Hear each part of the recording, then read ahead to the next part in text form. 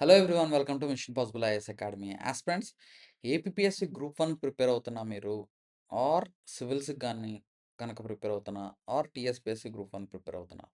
So, ఈనాడు editorials especially చాలా important. మీ answer writing గనక develop అవ్వాలి అంటే, ఆన్సర్ రైటింగ్‌లో మంచి కంటెంట్, మంచి మంచి పాయింట్స్ మీరు రాయాలి అంటే, ఆన్సర్ రైటింగ్‌లో మంచి స్ట్రక్చర్ మీరు డెవలప్ చేసుకోవాలంటే, మంచి ఎగ్జాంపుల్స్ ఇవ్వాలంటే, న్యూ డేటా, లేటెస్ట్ డేటా ఇవ్వాలి అనంటే, లేకపోతే కంటెక్స్ట్ అక్కడ మీకు positive dimensions, negative dimensions, okay. Better conclusions మీరు రాయాలంటే ప్రతిరోజు ఈనాడు ఎడిటోరియల్స్ చదవడం అనేది చాలా ఇంపార్టెంట్. సో, మీరు యూపీఎస్సీ యాస్పిరెంట్స్‌తో, యూపీఎస్సీ స్టూడెంట్స్‌తో మీరు కంపీట్ అయ్యి మీరు నిలబడాలంటే పోటీ ప్రపంచంలో, మీరు తెలుగు మీడియం స్టూడెంట్స్ ఇప్పుడు మేము తెలుగులో రాస్తాము, మేము సెలెక్ట్ అవుతామా లేదా అనే అపోహ పెట్టుకోవద్దు. మీరు చేయాల్సిందేంటంటే తెలుగులో రాసిన మీరు మంచి పాయింట్స్ రాయాలి. అట్రాక్టివ్ పాయింట్స్ రాయాలి. ఇంప్రెస్ అవ్వాలి. మీకు ఇంకా ఒక మార్క్, 2 మార్కులు ఎక్స్‌ట్రా వేసేలాగా మీరు ఆన్సర్ రాయాలి. ఈవెన్ మీరు బిగినర్స్ అయినా, ఇప్పుడే మీరు స్టార్ట్ చేసినా, మీరు ఈ ఈనాడు ఎడిటోరియల్స్ అయితే డే 1 నుంచి మీరు చదవడం మొదలెట్టండి. డే 1 నుంచి మీరు ప్రిపరేషన్ చేయడం, మీ ప్రిపరేషన్‌లో భాగంగా ఈనాడు ఎడిటోరియల్స్‌ని యాడ్ చేసుకోండి. సో, అప్పుడేమవుతుందంటే, మీరు బెటర్‌గా ఆన్సర్స్ రాయడానికి అవకాశం ఉంటుంది. సార్ మరి నాకు ఏ ఆర్టికల్స్ చదవాలి? ఏది ఇంపార్టెంట్ అనేది ఎలా తెలుస్తుంది సార్ అని మీకు ఒక డౌట్ రావచ్చు. సో, ఇక్కడ మెయిన్ థింగ్ ఏంటంటే, ఏది ఇంపార్టెంట్ అనని మీకెలా తెలుస్తుంది అంటే, మీరు సిలబస్ గనక మీరు చదివారంటే, సిలబస్ ఇప్పుడే స్టార్ట్ చేస్తున్నోళ్ళు, ఆల్రెడీ ఇంతకుముందు ఫస్ట్ అటెంప్ట్స్ ఇచ్చినోళ్ళు, లేకపోతే సెకండ్ అటెంప్ట్ ఇచ్చినోళ్ళు, సిలబస్‌తో తరోగా ఉండండి. సిలబస్‌లో ఉన్న సిలబస్ టాపిక్స్ అన్నిటిని కూడా ఎప్పటికప్పుడు మీరు ఒకసారి ఆ పేపర్స్‌ని పక్కన పెట్టుకొని, డౌన్‌లోడ్ చేసుకొని, పేపర్స్‌ని పక్కన పెట్టుకొని, వాటిని చెక్ చేసుకుంటూ ఉండండి. న్యూస్‌లో ఏదైనా ఆర్టికల్లొచ్చినా, ఇప్పుడు ఈవెన్ న్యూస్‌లో వస్తున్న ఒక చర్చ జరుగుతున్న ఒక టాపిక్ మీద, అది మీకు సిలబస్‌లో ఉందా లేదా అనేది తెలుసుకోండి. ఆ సిలబస్‌లో లేదా అనేది చెక్ చేసుకొని, మీరు ఆ టాపిక్ మీద స్పెషల్‌గా ఫోకస్ చేయండి. సో, మనము మన మెంటార్‌షిప్‌లో భాగంగా 100 ఎస్సేస్ ఇస్తాము. ఓకే. ఫర్ ఎగ్జాంపుల్ ఎస్సే రైటింగ్‌కైతే మోడల్ ఎస్సేస్ ఇస్తాం. ఆ 100 ఎస్సేస్‌లో మీరు ఖచ్చితంగా మీరు 3 ఎస్సేస్ మీరు రాయగలుగుతారు. కానీ మీరు బెటర్‌గా మీరు రాయాలి అనంటే ఈనాడు ఎడిటోరియల్స్ బాగా చదవండి. ఈనాడు ఎడిటోరియల్స్ తప్పకుండా వాటిని కలెక్ట్ చేసుకొని ఒక చోట పెట్టుకోవడం కాదు. వాటిని ప్రతిరోజు చదవడం. ఎప్పటికప్పుడు చదివేసేయండి. దాన్ని మళ్ళీ పోస్ట్‌పోన్ చేయకండి. మీకు మహా అయితే ఒక్కొక్క ఆర్టికల్ చదవడానికి ఒక 15 నిమిషాలు పట్టొచ్చు. దాన్ని చదివి మంచిగా అర్థం చేసుకోవడానికి. ఇంకొక 10 నిమిషాలు కేటాయిస్తే దాన్ని సింపుల్‌గా పాయింట్స్ రూపంలో మీరు రాసుకోవచ్చు. అది వర్త్ అని చెప్పొచ్చు. ఓకే. మీరు ఈనాడు ఆర్టికల్స్ నుంచి మీరు గనక సింపుల్‌గా మెటీరియల్ ప్రిపేర్ చేసుకుంటే అది వర్త్. మీరు ఆన్సర్ రైటింగ్ బాగా ఉపయోగపడుతుంది. ఒకవేళ మీరు రాయలేకపోతే మాత్రం మనం మంత్లీ ఈనాడు ఎడిటోరియల్స్ మనం ఇస్తాం. మన మెంటార్‌షిప్ స్టూడెంట్స్‌కి. మీరు వర్రీ అవ్వాల్సిన అవసరం లేదు. సబ్జెక్ట్ వైస్ క్లాసిఫై చేసి నేనిస్తాను. కానీ చదవడం అయితే మాత్రం చదవాలి. ఓకే. రాయలేకపోయినా ఖచ్చితంగా చదవాలి. సో, మన ఈనాడు ఎడిటోరియల్‌లో ఈరోజు టాపికొచ్చేసరికి జనాభా భారమా? లాభమా? అనే టాపిక్ మనం డిస్కస్ చేద్దాము. సో, ఈ టాపిక్ మనం ఎస్సే రూపంలో మీకొచ్చే అవకాశం ఉంది. ఎస్సేలో అడిగే అవకాశం ఉంది. కాబట్టి చాలా ఇంపార్టెంట్ అని అర్థం చేసుకోండి. ఎందుకంటే ఈ south Indian, north Indian divide, next ఇంటర్నేషనల్‌గా పాపులేషన్ గురించి చర్చ జరుగుతుంది. ఎందుకంటే కొన్ని కంట్రీస్‌లో పాపులేషన్ తగ్గిపోతుంది. ఓకే. ఎప్పుడైతే వారొచ్చిందో, రెఫ్యూజీ క్రైసిస్ వచ్చిందో అప్పుడు కూడా పాపులేషన్ డిబేట్స్ వస్తాయి. ఓకే. సో, కాబట్టి ఈ టాపిక్ అనేది ఒక బర్నింగ్ ఇష్యూ. ఎప్పటికప్పుడు న్యూస్‌లో వస్తూనే ఉంటుంది. డిఫరెంట్ డైమెన్షన్స్‌లో ఈ ఈనాడు ఎడిటోరియల్‌లో ఈ పాపులేషన్ టాపిక్ మీద ఆర్టికల్స్ వస్తూ ఉంటాయి. వాటిని మనం ఎప్పటికప్పుడు చదువుకొని ఆ డైమెన్షన్ అనేది మనం తెలుసుకోవాలి. ఓకే. సో, ఈరోజు మన టాపిక్ వచ్చేసరికి జనాభా భారమా? లాభమా? చూద్దాం. సో, జనాభా ఏ విధంగా భారమైతే ఏ విధంగా భారంగా ఉంటుంది? లాభం అయితే ఏ విధంగా లాభం అవుతుంది? మనం ఈ భారమైన జనాభాని ఏ విధంగా లాభకరంగా చేసుకోవచ్చు అనేది మనం ఈ వీడియోలో తెలుసుకుంటాం. అది మాత్రమే కాకుండా ప్రపంచ దేశాల నుంచి మనం భారతదేశం ఏ విధంగా పాఠాలు నేర్చుకోవచ్చు? దేని మీద దృష్టి పెట్టాలనేది ఈ వీడియోలో మీరు తెలుసుకుంటారు. సో, ఇక్కడ మనం ఆథర్ ఇచ్చిన డైమెన్షన్స్ మనం ఇక్కడ డిస్కస్ చేస్తాము. మీరు చూడండి. సో, జపాన్, ఇటలీ, దక్షిణ కొరియా వంటి దేశాలలో సంతానోత్పత్తి రేటు తగ్గిపోవడంతో వృద్ధుల సంఖ్య పెరుగు పెరిగింది. సో, ఇప్పుడు ఈ కంట్రీస్ ఇక్కడ మనం చెప్పుకున్న జపాన్ అవ్వచ్చు, ఇటలీ అవ్వచ్చు, దక్షిణ కొరియా అవ్వచ్చు. ఇక్కడ పాపులేషన్ అంటే న్యూ బర్త్స్ అనేది బాగా తగ్గిపోయింది. అంటే సంతానోత్పత్తి రేట్ అనేది బాగా తగ్గిపోయింది.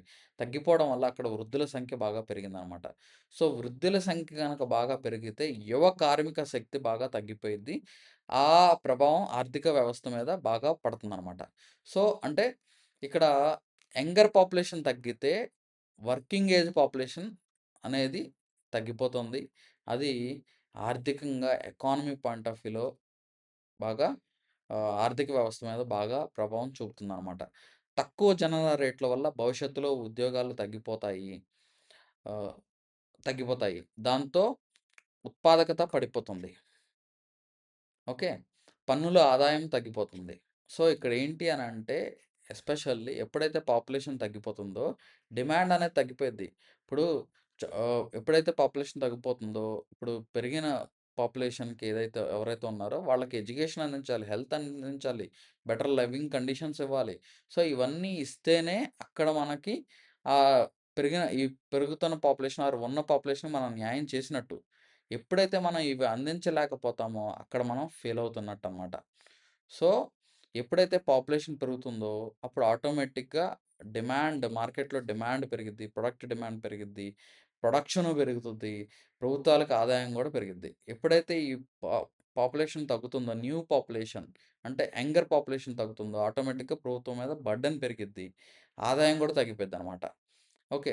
సో, దీన్ని నివారించడానికి జనాభా పెంపు అవసరం అనే వాదనలు కూడా వినిపిస్తున్నాయన్నమాట. సో, ఇక్కడ మనకి ఈ జనాభా తగ్గడం వల్ల, యంగర్ పాపులేషన్ తగ్గడం వల్ల వచ్చే నెగెటివ్ ఎఫెక్ట్స్ ఏవైతే ఉన్నాయో వాటిని తగ్గించాలి అనంటే, ముందు జనాభా పెంచడం మీద దృష్టి పెట్టాలని జెప్పేసి కొంత ఎక్స్‌పర్ట్సు చెప్తున్నారనమాట.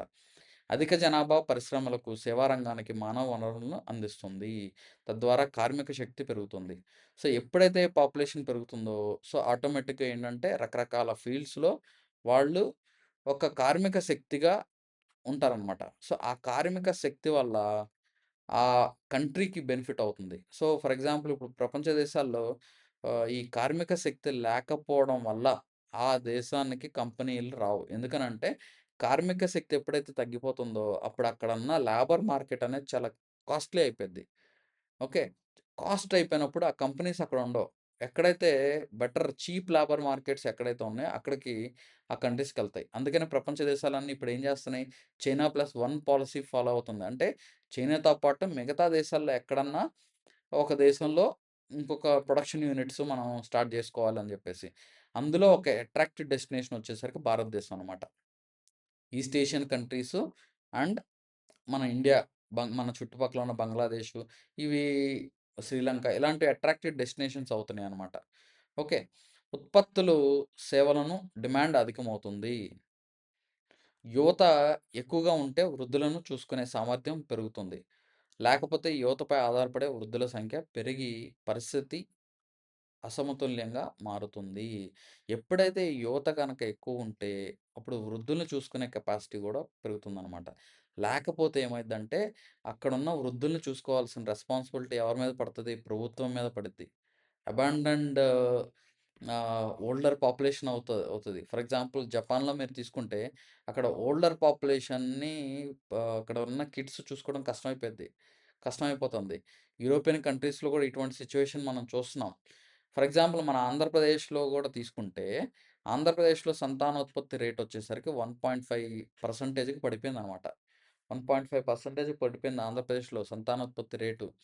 ఇది మనకి ఇప్పుడున్న పాపులేషన్ అలాగే ఆంధ్రప్రదేశ్‌లో ఉండాలి అనంటే, భవిష్యత్తులో గూడా 2.1% రీప్లేస్‌మెంట్ రేట్ ఉండాలనమాట. ఆ 2.1% రీప్లేస్‌మెంట్ రేట్ కన్నా ఈ టోటల్ ఫెర్టిలిటీ రేట్ అనేది తక్కువుంది ఆంధ్రప్రదేశ్‌లో. అంటే ఏంటి? భవిష్యత్తులో ఇదే 1.5% గనక టోటల్ ఫెర్టిలిటీ రేట్ ఉంటే, భవిష్యత్తులో ఆంధ్రప్రదేశ్‌లో జనాభా తగ్గిపోతది. అప్పుడు శ్రామిక శక్తి తగ్గిద్ది. ప్రభుత్వం మీద బర్డెన్ పెరిగిద్ది. డిమాండ్ తగ్గిద్ది. ఆర్థిక వ్యవస్థ గూడా డ్యామేజ్ అవుతుందనమాట. అర్థమైందా? అంటే ప్రతి తరం తనను తాను భర్తీ చేసుకునేంతగా జననాలు ఉండడం లేదు అని అర్థం. అంటే మనకి ఈ రీప్లేస్‌మెంట్ రేట్ కన్నా తక్కువ టోటల్ ఫెర్టిలిటీ రేట్ ఉంటే, అప్పుడు తనను తాను రీప్లేస్‌మెంట్ చేసే కెపాసిటీ అనేది తగ్గిపోయిద్దనమాట. అర్థమవుతుందా అండి? ఇలాగే కొనసాగితే భవిష్యత్తులో వృద్ధాప్య సమాజంగా మారే ప్రమాదం ఉందనే ఉద్దేశంతో జనాభా పెరుగుదలను ప్రోత్సహించాలని కొందరు అభిప్రాయపడుతున్నారు. సో, ఆంధ్రప్రదేశ్‌లో ఇలాగే గనక ఉంది అనుకోండి. అంటే టోటల్ ఫెర్టిలిటీ రేట్ గనక తక్కువుంటే రీప్లేస్‌మెంట్ రేట్ కన్నా, అప్పుడు ఆంధ్రప్రదేశ్‌లో వృద్ధులు పెరుగుతారు. సో, ఇది నెగెటివ్ ఎఫెక్ట్ పడిద్ది ఎకానమీకి. అర్థమవుతుందా అండి? జనాభా తగ్గుదల వల్ల కలిగే నష్టాన్ని నివారించాలని ఉద్దేశం ఉద్దేశం ఇందులో కనిపిస్తుంది. అందుకనే ఇప్పుడు జనాభాని ప్రోత్సహించాలి. ఇప్పుడు చీఫ్ మినిస్టర్ చంద్రబాబు నాయుడు గారు ఏమంటున్నారు? జనాభాని పిల్లల్ని ఒకళ్ళ కన్నా ఎక్కువ మంది పిల్లల్ని కనండి అని జెప్పేసి అంటున్నారు. వాళ్ళకి కొంత ఫెసిలిటీస్ కూడా మేము ఇస్తామని జెప్తున్నారు. అది ఎంతవరకు అనేది మనం చెప్పలేం.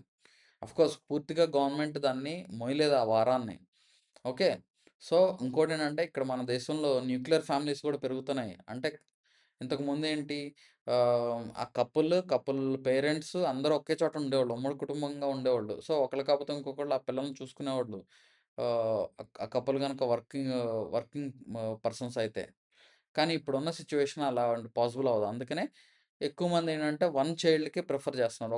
ఒక కూతురో, కొడుకో ఎవరొకళ్ళు ఉంటే చాలనుకుంటున్నారు. కానీ అలాగా ఇదే గనక కంటిన్యూ అయితే మాత్రం అది చాలా నెగెటివ్ ఎఫెక్ట్ పడిద్ది అని చెప్పేసి చెప్తున్నారు. చెప్తున్నారు ఇక్కడ ఎక్స్‌పర్ట్. ఓకే. సో, ఇక్కడ ఏం చెప్తున్నాడంటే ఆథర్ చైనా నుంచి మనం కొన్ని గుణపాఠాలయితే నేర్చుకోవాలని చెప్పేసి చెప్తున్నారు. సో, జనన సంఖ్యను పెంచడం వల్ల పూర్తి స్థాయిలో ప్రయోజనాలు కలుగుతాయి అనేది పరిశీలించాల్సిన అంశం అని చెప్పేసి ఇక్కడ ఆథర్ చెప్తున్నాడనమాట. అంటే ఎక్కువ మంది యంగర్ పాపులేషన్ పెరిగినంత మాత్రాన అక్కడ పూర్తిగా ప్రయోజనాలొస్తాయనేది ఒక డిబేటబుల్ ఇష్యూ అని జెప్పేసి చెప్తున్నారు. ఎందుకనంటే, విద్య, ఆరోగ్య, ఉపాధి రంగాలు బలోపేతం చేయకపోతే, జనాభా పెంపు వనరులపై మరింత ఒత్తిడి తెస్తుందని నిపుణులు హెచ్చరిస్తున్నారిక్కడ. అంటే, జనాభా గనక పెరుగుతూ ఎళ్ళిపోయారనుకోండి, వాళ్ళకి ఎడ్యుకేషన్ అందించకపోగా, నెక్స్ట్ హెల్త్ సరిగ్గా ఇవ్వకుండా, వాళ్ళకి బెటర్ లివింగ్ కండిషన్స్ ఇవ్వకుండా గనక జనాభా పెరుగుతూ ఉన్నారంటే అది నెగెటివ్ ఎఫెక్ట్ పడిద్ది. ఓకే. అది అసమానతలు పెరిగే అవకాశం ఉంటుంది అని జెప్పేసి చెప్తున్నారు. ఇంకోటేంటంటే పట్టణ, గ్రామీణ అసమానతలు పెరిగే ప్రమాదం ఉందని జెప్పేసి కూడా చెప్తున్నారు. అంటే అర్బన్ ఇనీక్వాలిటీస్ పెరుగుతాయి. ఎందుకని? అర్బన్ ఏరియాస్‌లో ఏమో కొంచెం జాబ్ జేసుకోవడానికి రకరకాల ఫెసిలిటీసు, జాబ్ జేసుకోవడానికి అవకాశాలుంటాయి. రూరల్ ఏరియాస్‌లో అవకాశాలుండవు. అప్పుడు రూరల్ నుంచి అర్బన్ ఏరియాస్ మైగ్రేషన్ పెరిగే అవకాశం ఉంటుందనమాట. ఓకే. జనాభా పెరగడం వల్ల నీరు, విద్యుత్, ఆహారం, నివాసం, భూమి వంటి వనరులపై ఒత్తిడి పెరుగుతుంది. సో, ఎప్పుడైతే జనాభా పెరుగుతుందో, ఈ జనాభాకి ప్రాపర్ ఫెసిలిటీస్ ఇవ్వకుండా గనక జనాభా పెరిగితే, అప్పుడు ఆటోమేటిక్‌గా రిసోర్సెస్ మీద బర్డెన్ పెరిగిద్దనమాట. అర్థమవుతుందా అండి? అధిక జనాభాకు తగిన విద్య, ఆరోగ్య సదుపాయాలు కల్పించడం ప్రభుత్వాలకి సవాలుగా మారుతుంది. సో, ఎప్పుడైతే పాపులేషన్ పెరుగుతుందో, ఆ పాపులేషన్‌కి రకరకాల రిసోర్సెస్ అందించాలి. ఓ ఓకే. సో, ఆ రిసోర్సెస్ అందించలేని స్థితిలో పడిపోయిద్దనమాట ప్రభుత్వం. సో, అర్థమవుతుందా అండి? సో, గ్రామీణ ప్రాంతాల్లో పాఠశాలలున్నా, ఉపాధ్యాయుల కొరత, సౌకర్యాలు లోటు వేధిస్తుంది. ఇప్పుడు మనం చూడండి, ఇప్పుడున్న జనాభాకే మనం గ్రామీణ ప్రాంతాల్లో మనం ఫెసిలిటీస్ అందించలేని స్థితిలో ఉన్నాం. అంటే ఈ గవర్నమెంట్ స్కూల్స్ ఉంటాయి. కానీ అందులో ఒక టీచరే ఉంటారు. సో, ఒక టీచరే ఉంటారు. అన్ని క్లాసెస్‌కి ఆ టీచరే చెప్పాల్సొస్తది. అప్పుడేంటి, సరే అక్కడ వచ్చే డిస్కషన్ సరిగ్గా ఇక్కడ చెప్పట్లేదని జెప్పేసి ప్రైవేట్ స్కూల్స్‌కెళ్ళే అవకాశం ఉంది. అలాగా విద్య అనేది ఒక బర్డెన్ అయిపోద్ది. కమర్షియలైజేషన్ అవుద్ది. అది మాత్రమే కాకుండా అది అక్కడ పిల్లలు లేరు, రావట్లేదు స్కూల్ అని జెప్పేసి ఆ ఉన్న స్కూల్‌ని గూడా క్లోజ్ చేసే పరిస్థితొస్తది. సో, అంటే ఏంటి ఇక్కడ ఆహ్, జనాభా పెరగడం మాత్రమే కాదు, పెరిగిన జనాభాకి ఎడ్యుకేషన్ అందించాలి, హెల్త్ అందించాలి.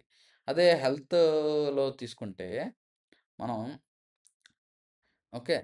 ఆహ్, గ్రామీణ ప్రాంతాల్లో ప్రాథమిక ఆరోగ్య కేంద్రాలు ఉన్నప్పటికీ, వైద్యులు, నర్సులు, ఔషధాలు, పరికరాలు కొరత వేధిస్తుందనమాట. అంటే గ్రామీణ ప్రాంతాల్లో హాస్పిటల్స్ ఉన్నాయి. ప్రైమరీ హెల్త్ సెంటర్ ఉంటది. ఆ ప్రైమరీ హెల్త్ సెంటర్‌లో ఒకే నర్స్ ఉంటారు. డాక్టర్ గూడా ఎప్పుడో వస్తా ఉంటాడు. సో, అప్పుడేమైద్ది? ఆ ప్రైమరీ హెల్త్ సెంటర్‌కి రావడానికి అక్కడున్న ప్రజలు ఇక్కడ కాకపోతే ఇంకో చోటకెళ్దాం అనుకుంటారు. ఆర్ ఆ వెళ్ళే క్రమంలో వాళ్ళు ప్రాణం కోల్పోయే పరిస్థితి. అక్కడ సరైన ఫెసిలిటీస్ అందించకపోవడం, మెడిసిన్స్ లేకపోవడం, వాళ్ళు ప్రాణాన్ని నిలబెట్టలేని పరిస్థితొస్తది. ఓకే. ఒకవేళ అక్కడి నుంచి పెద్ద ఆస్పత్రులకి గనక పంపిస్తే, అంటే సిటీస్‌లో ఉన్న హాస్పిటల్స్ రికమెండ్ చేసి అక్కడికి పంపిస్తే, అక్కడేమో ఓవర్ పాపులేషన్ ఉంటారు. అంటే ఎక్కువ పేషెంట్స్ ఉంటారు. అంటే అక్కడున్న బెడ్స్‌కి ఎక్కువ పేషెంట్స్ ఉంటారు. సో, అక్కడున్న డాక్టర్స్ సరైన ఫెసిలిటీస్ అందించలేరు. సరైన ట్రీట్మెంట్ అందించలేని పరిస్థితి అయిపోద్ది. పెద్ద ఆసుపత్రుల్లో పరిస్థితి ఇదనమాట. ఫలితంగా చికిత్సలు ఆలస్యమవుతాయి. ఇది ఆరోగ్య సౌకర్యాలు అసమానతలను మరింతగా పెంచుతుందనమాట. అంటే పాపులేషన్ పెరుగుతూ సరైన ఫెసిలిటీస్ అందించకపోతే ఇలాంటి సిట్యుయేషన్ మనం చూడొచ్చు. సో, ఇప్పటికే గ్రామీణ యువత గ్రామీణ యువత మనం తీసుకుంటే ఓకే.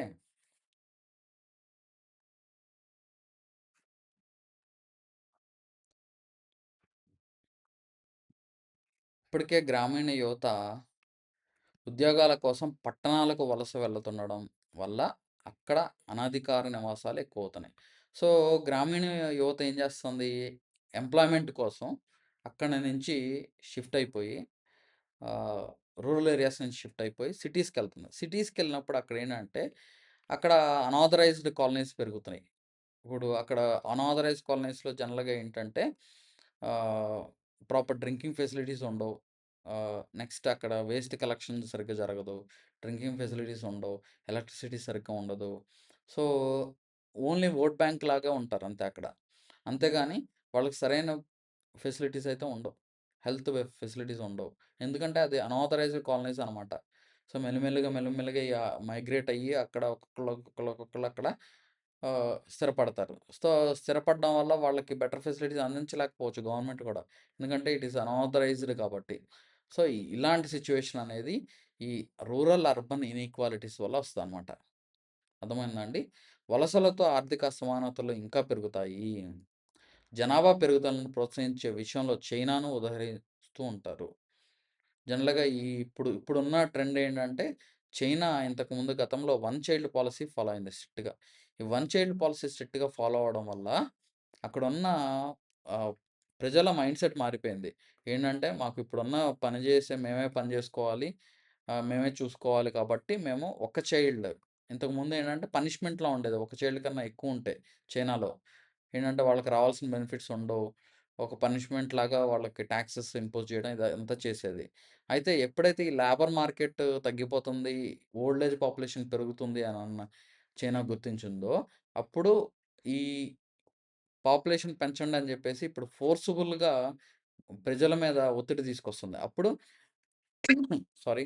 గతంలో పాపులేషన్ తగ్గించడం కోసం ఏ విధంగా అయితే ప్రెషర్ తీసుకొచ్చిందో, అదే విధంగా ఇప్పుడు పాపులేషన్ పెంచడం కోసం అక్కడున్న ప్రజల మీద ఒత్తిడి తీసుకొస్తుంది. కానీ అక్కడున్న ప్రజలు వాళ్ళు వాళ్ళ మైండ్‌సెట్ మారట్లేదు. ఎందుకంటే ఇదొక బర్డెన్ అయిపోతుంది.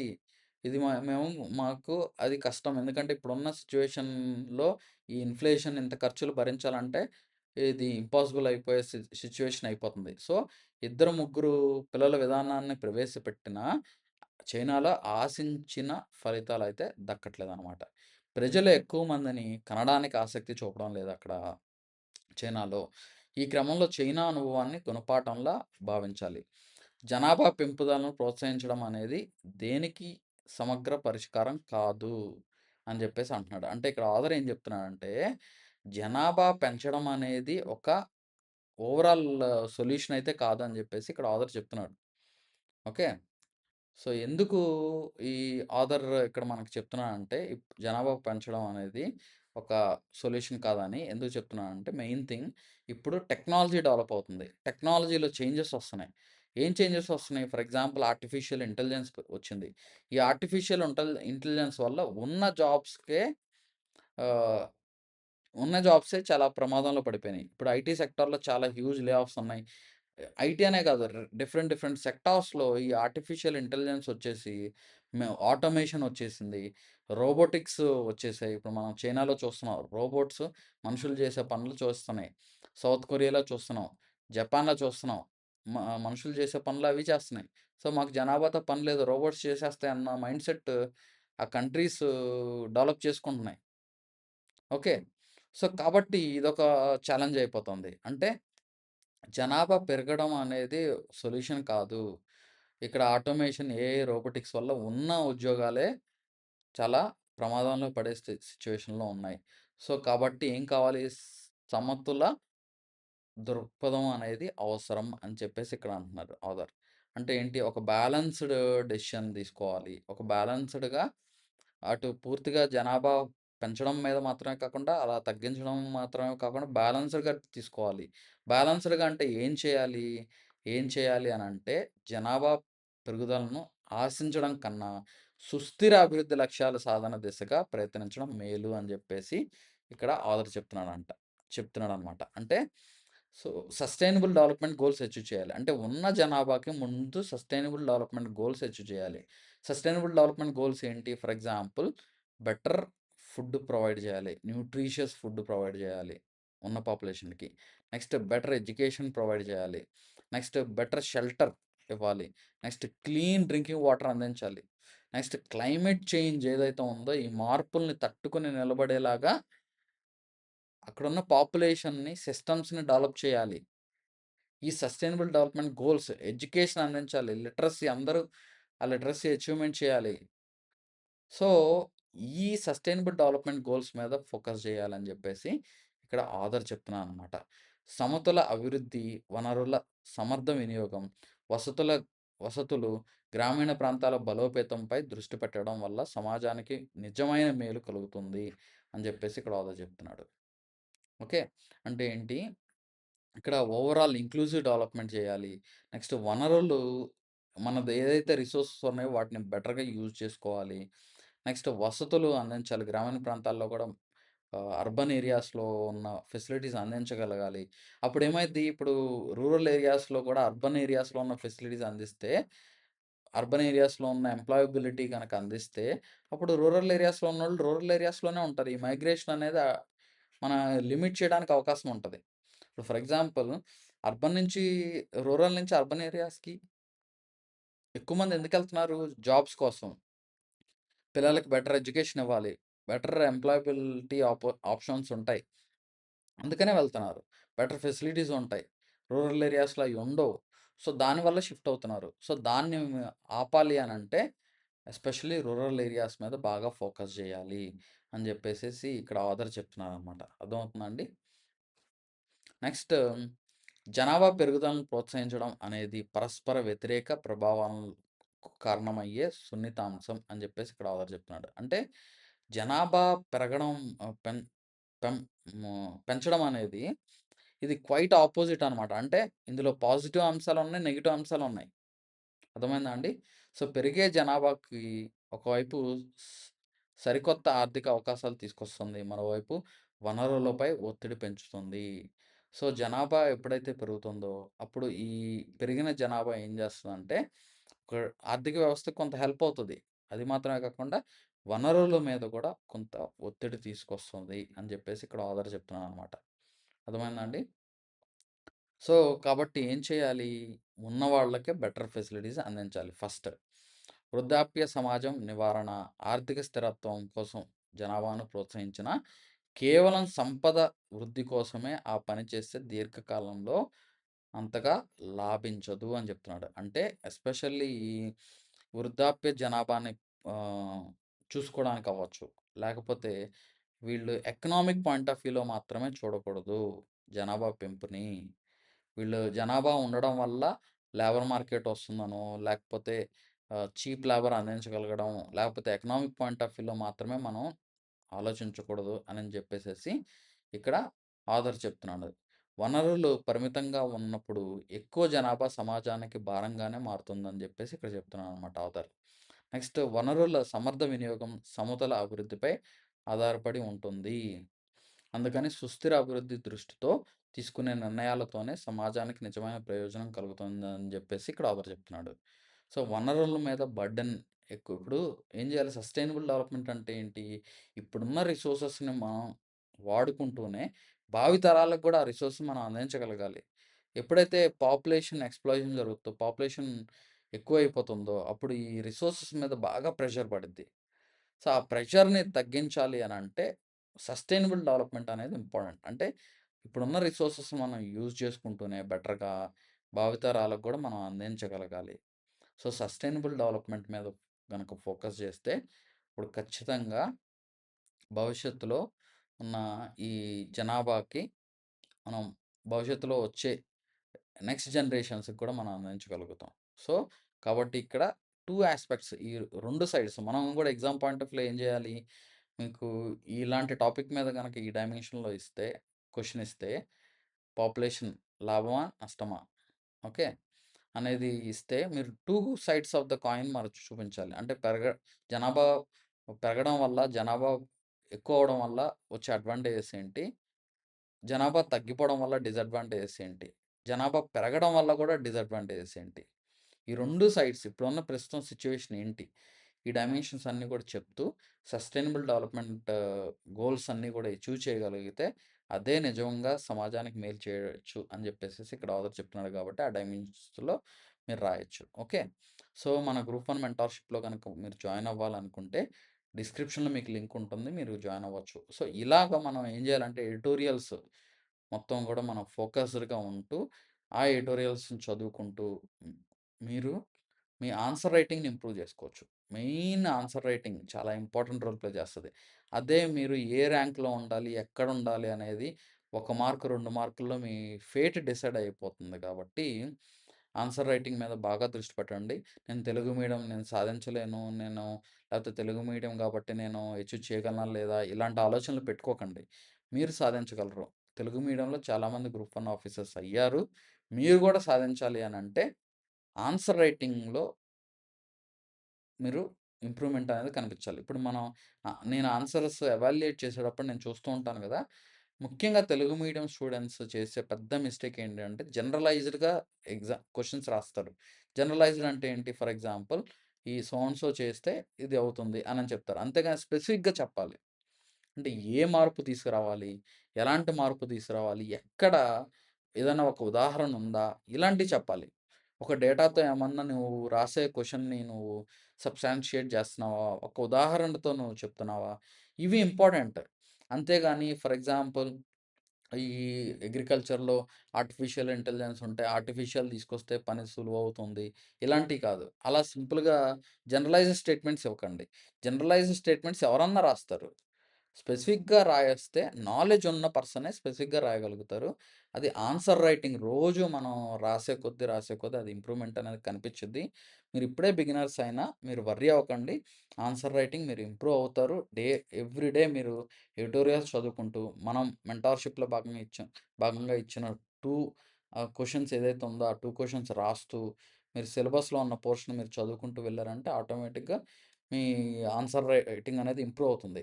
మనం ఎగ్జామ్‌కెళ్ళేసరికి ఒక 2, 300 క్వెషన్‌లు గనక మీరు ఆన్సర్స్ రాస్తే, ఖచ్చితంగా మీకు మంచి మార్క్స్ పడతాయి. ఓకే.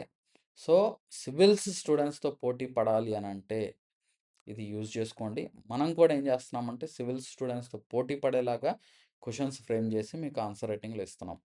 వాటికి మోడల్ ఆన్సర్స్, రివ్యూస్ కూడా ఇవ్వడం జరుగుతుంది. కాబట్టి ఫాలో అవ్వండి. Thank you so much. And ఇంకా మోర్ డీటెయిల్స్ కోసం డిస్క్రిప్షన్‌లో కాంటాక్ట్ నంబర్ ఇస్తాను. గ్రూప్ 1 మెంటార్‌షిప్ కోసం మీరు కాంటాక్ట్ చేయొచ్చు. Thank you so much.